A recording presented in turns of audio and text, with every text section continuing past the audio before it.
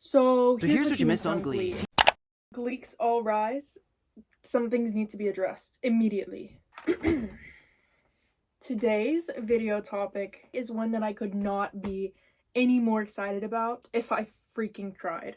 This has been one of my special interests like my whole entire life. It might even take the cake. It might even be number one. Like if I had to go in and rank every weird special interest I've ever had, I do think this one takes the cake. Glee. There has never been a show like it before, and there will never be a show like it again. And I fear I don't talk about it enough. That show could not exist today for a plethora of reasons. It's just a round, Finn. We can make that if you want to. Okay. It was truly something. It was truly one of a kind. And I feel like at the time, everybody thought it was like so cringy, but it's genius and it's just everything to me. However, I do need to see the writer's room. And I need to see their medicine cabinets immediately. Whatever was in that medicine cabinet, they put it into the script. And I love it. I ate it up. Like, don't take this as a dig. So today, we will be ranking the most unhinged plot lines and lore in Glee. I'm so excited. Tiers are on theme. We have S tier, The Hurt Locker. What is this place, Coach? This is where I store my hatred, Becky. A tier, we have Sue's secret playlist of songs that she's so emotionally vulnerable to that they're hidden in an encrypted, password-protected folder only she can access. That didn't all fit on here, but I made do. In the mid section, we have Tina's plot lines because... Can we get that girl some justice, please? In C tier, we have the Glee curse explained. These are plot lines that are just so bad, so horrid that... Honestly, it's probably the root cause of the Glee curse. Finally, D tier, we have Quinn Fabray treatment post-season 5. Speaking of getting a lady some freaking justice. Please, immediately. Okay, so the first unhinged plotline we have is Quinn Fabray giving birth while Vocal Adrenaline was singing, what was it? Mama! That was insane. That was insane. The cutscenes were iconic. It's definitely better than mid. We're gonna go with Sue's password-protected emotional vulnerability playlist. Up next, we have Rachel Berry getting egged by Jesse St. James. Oh my goodness. This scene alone could make the Grinch's heart grow 3 sizes. Seriously. A tier. Like...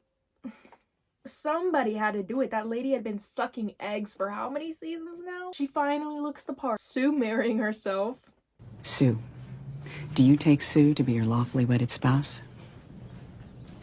I do. And Sue, do you take Sue to be your lawfully wedded spouse? I do.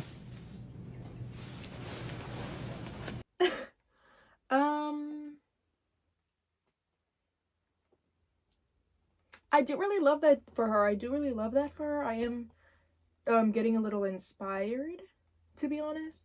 Mid. But she's an icon for that. Next, we have Terry Schuster getting insecure that her husband was getting it on with the freaking counselor, okay? So what she decided to do was get hired as the high school nurse with 0 nursing background. She worked at Sheets and Things. So she gets this job, and what does she do with it? Help sick kids, you say? No. She gave the Glee kids drugs so that they could perform better. And that they did. They honestly ate the house down, and I'm all for it. Honestly, the performances, like, made it worth it. Like, they shouldn't have gotten in trouble. There should have been a winner, although I don't know who should have won. Because they were both good. Honestly, probably the boys. I say we give them Coke next episode and see how good they do. Like, damn. Really stepping up their game. Very, very, very unhinged behavior. But it is iconic. It is iconic. I'm gonna go with mid. Next we have...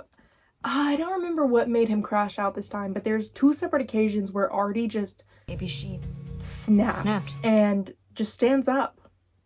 I don't give a damn about regionals. I get how upsetting this is. No, you don't. Artie, take a break. We'll be here when you get back. Who's with me? Which you could say that's why they hired Kevin McHale to do it instead of an actual wheelchair user. But I don't think they were thinking that far ahead, to be honest with you. Maybe I'm wrong. Ryan Murphy, let me know. This one was iconic, but it wasn't as iconic as the other one, so I'm gonna go mid. Wait, none of them have been really bad yet. Oh, so this was crazy. If you haven't seen Glee, I don't even know how to explain this one to you. Not only in YouTube terms, but just person to person. Becky is one of the best characters on the show. I love her down. She's like the only person Sue is nice to because she reminds her of her sister. Tell me why the writers decide to have her bring a you-know-what to school. Bruh. So there is a pew-pewing at the school, but it wasn't intentional. Like she wasn't doing all that. But still, y'all could have come up with anything. Y'all really could have come up with anything. We actually manifested a bad one. Glee curse explained. Did probably get some bad karma from that. Next we have grilled cheeses. He's here to cleanse that last one from my soul because what? This was really, really iconic, really, really near and dear to me. Finn's religious psychosis era did kind of eat. He got to touch Rachel's honkers, dude. He got Sam's spot on the football team. I don't remember what his third wish was, but just trust, grilled cheeses. He got it covered. He gonna get the job done. This is gonna go in Sue's password protected, emotionally vulnerable playlist. Oh gosh, up next we have Mr. Schuester walking up on Finn in the shower after football. And he's singing, but he doesn't want to join the Glee Club, right? Because that's lame behavior. You're gonna get slushied in the freaking face. So what does Mr. Teacher of the Year do? Takes and plants it in his locker. Sits the boy down and says, I found this. You're gonna be expelled or whatever the hell. Or you can join Glee Club and I'll let it all go. Finn was like the glue of that club in some ways. So, was it the right thing? No. But was it the right thing? Yes. Freak Shoe is gonna go Quinn Fabray treatment post season 5. Because, like, it doesn't curse them. It doesn't curse Matthew Morrison like some other things might. Because I knew you, I have been changed for good. However, why did you do that? Like, you could have, there's so many other ways you could have made that boy join. Next is one of my favorite ones of all time. Artie being the backbone of the Glee Club. I think it's called Artie's Dream or Artie Dreams or something. Artie Dreams. I'm just playing, but I'm saying dream. So he has a dream. He crashes out and he's like, oh, I wish I wasn't in this wheelchair. And then he has a dream where he never was in the wheelchair. Right. It's not even that Artie is the backbone, actually. Holy shit, this all just came flooding back. Artie's wheelchair was the backbone.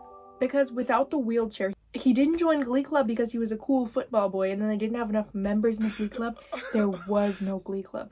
And everybody hated each other. Everybody was bullying Kurt. It was a mess. It was a mess. Artie was always my favorite character. Damn. Ain't nothing wrong with that bitch, Nee. Ain't nothing wrong with her damn leg. I seen her run, skip, jump, and then as soon as she sees somebody, she's like, As an Artie girl, A tier. Next, we have the iconic one where Artie snaps and stands up. He snaps at Tina. Just gets up and starts dancing in that damn mall. This one is very, very, very, very near and dear to my soul. We're gonna put it in Sue's password protected emotional vulnerability playlist. Oh! Ew! That one needed a trigger warning to be whatever this is. Oh! Ooh, okay. I'm not even that much of a Rachel hater, but I am this plotline hater. Immediately Quinn Fabray treatment post season 5. I need that out of my face and gone. Next we have Will Schuester performing Toxic with his underage students on stage in front of the whole school. It was iconic, but would it have been more iconic if William wasn't there? I'll let you be the judge. I'm gonna definitely put this under Glee curse explained, actually, now that I think about it. I wanna be that hot! Don't even piss me off right now. Who made... No, because who made this? I'm about to get pissed off. This... I'm so pissed. I don't even want to talk about it. I don't even want to say it because it didn't happen. Like, it literally did not happen. The writers made it up because they couldn't come up with anything this week. I don't know what to tell you. When Blaine did not cheat on Kurt. Blaine did not cheat on Kurt. He didn't do that. If anything, Kurt would have cheated on Blaine. That shit was so out of character, it did not happen. Blaine would not do that, and he did not do that. And that was an April Fool's episode. You know how they have Christmas episodes? That was the April Fool's episode. It was the freaking writers playing right in my face. It was one of my favorite episodes of all time, the breakup. Ooh, that's like behind the Hurt Locker, that's my favorite. But like, it didn't happen. That was fan fiction, that episode. Next we have Samshul. This is so iconic to me. Very near and dear to my heart, but I don't think it's quite Hurt Locker level. So we're gonna put it right in here. It was so unnecessary and so random. I love that plot line. Like, they were so funny together. Oh, Lord. Next we have Finn kissing Emma. This was insane. This was unnecessary. I know they didn't mean for this to happen this way, but it was like genuinely his last plot line before he passed in real life, and then they had to make him pass in the show if you haven't seen it, which I don't know why you'd really be watching this if you haven't seen the show, but if you are, thank you so much. That's dedication, girl. Okay, so they had him being messy in his last days on the show. It was insane. He kissed his high school glee club teacher's wife, or fiance at the time, I think. Glee curse explained, because why would you do Finn like that? If they had had time to remedy the situation, it would be different. But they didn't. Next we have Sue locking Kurt and Blaine in an elevator with the creepy doll on a bicycle. Tricycle, mind you. If you don't find a way out, you'll be forced to eat each other. And forcing them to kiss before they can get out. This doesn't even need words. Immediately A tier. S tier? S tier. Up next we have the Warblers versus Blaine Warbler beef. I didn't know that little Glee beef could go this far. I didn't know it was that deep, but it is. They had a little sing-off, right? I don't know what the hell they sung, but they sang a song, right? They do that on Glee. The Warblers freaking lost so hard that Sebastian slushing my boy Blaine with rocks. Literal rock shards. And sent him to the hospital. That was insane. I need it gone. I need it out of my face. I don't know why the writers just keep doing Blaine like that. It's not okay with me. This is another one I don't know how to explain if you've never seen the show. So there's this episode, again, Glee could never air today. There's this episode where Sue comes on and is the co-coach of the Glee club. She decides to separate them into two different Glee clubs because she cannot work with Will. It's too much. She decides to take every single minority student in the class and just leave, like, the white kids plus Puck, I think. Listen up. When you hear your name called, cross over to my side of this black shiny thing. That's called a piano, Sue. Santana. Wheels. Gay kid. Come on, move it. Asian. Other Asian. Aretha. And Shaft. Well, I don't want to participate in a group that ignores the needs of minority students. You have got to be kidding me. She, like, tells them that Mr. Shu doesn't care about them, but she does. It doesn't work, obviously. Oh gosh, Glee curse explained would be a good one, but also just pretending like it doesn't exist, like Quinn Fabray post season 5 would be a good option, I think. No, they're definitely cursed for this. They're definitely cursed for that one. Next, you having my baby. How else would you tell your high school girlfriend's parents that you got her pregnant? Just singing your damn heart out. He ate with that. He really didn't, though. He really didn't. This is gonna go in Tina's plotline. It does make me smile. Oh, next we have, I don't know if I can say that. We have Sue eating her vitamins and calling it. We're gonna go with Sue's password protected folder. Next we have Santana's yeast commercial. I really love that for her. Get your bag, sis. Okay. This is insane. No, we can't pretend this doesn't exist. This needs to be addressed, actually. This one Ryan Murphy, sit down. Please be seated. So what's this? So if you guys stopped watching after like the original cast or the college, or again if you have no idea what the hell I'm yapping about right now, they bring in Unique. I love her down. She's a diva. She's a transgender girl. I think she started in Carmel High's Glee Club, I don't remember. And then she ends up coming to McKinley High. However, Will starts teaching his students how to twerk, and Sue decides to take it out on him by banning Unique from using the bathroom and putting a porta potty with a bunch of question marks on it in the middle of the choir room. I would like to propose a deal. I'll give Unique a key to that bathroom on one condition. What is it? You and the Glee Club stop twerking. For good. Sorry, Sue, but there's no way in hell that I'm gonna make that deal. Oh, for God's sake. So that's insane. Immediately Glee Cursed explained, whoever wrote that episode, I bet you're having a curse then. Next we have Finn outed Santana. Hey, Santana, why don't you just come out of the closet? He got bitch slapped. As he should. To make it up to her, he decides to sit down right in front of her and hold very strange eye contact and sing an acoustic version of Girls Just Wanna Have Fun.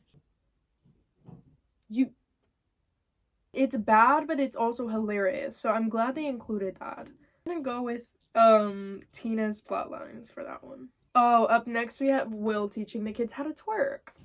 That's definitely gonna go in Quinn Fabre treatment post season 5. We're just gonna pretend that didn't happen. Next we have Mercedes having a crush on Kurt.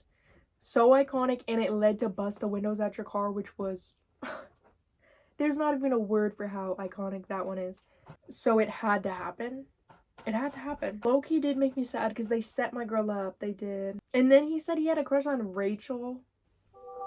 You gotta be joking. We have to go Sue's password protected. This is the episode where there's a gas leak in the choir room and Blaine is sitting in the corner by the gas leak and he gets really, really insanely, you know, he starts seeing puppets everywhere. There's a puppet for every member of the Glee Club. It is amazing. It's a fever dream, but it's so iconic. Definitely. It's like cursed in the best way. Bert Hummel, also one of the best characters, mind you. Walking in on Kurt performing Single Ladies with Brittany. Bert was like, this is a little bit sus. But Kurt's like, no, Brittany's my girl and I'm on the football team. So he joins the football team, and you know what they do? They do that. They literally do that. The crowd goes wild. You had to be there. The other team doesn't know what the hell just hit them. And they win the freaking game. Thanks to Kurt Hummel. I wouldn't say Hurt Locker levels of iconic. Out of all of the unhinged, inappropriate, illegal, even things that went down at this school, the one time they held a protest was over the cafeteria not serving tots anymore. And that's so iconic. I love them for that. I love Mercedes for that. She really led the cause. Her voice is powerful in more ways than one. She used that voice to bring back tots too. Don't forget that. Next we have Rachel falling in love with Mr. Schuster. I don't know if it should be mid or not. Well, no, because the Don't Stand So Close to Me Young Girl mashup is really iconic. If there was one in between to number 2 and number 3, it'd go right there. We'll do the good one.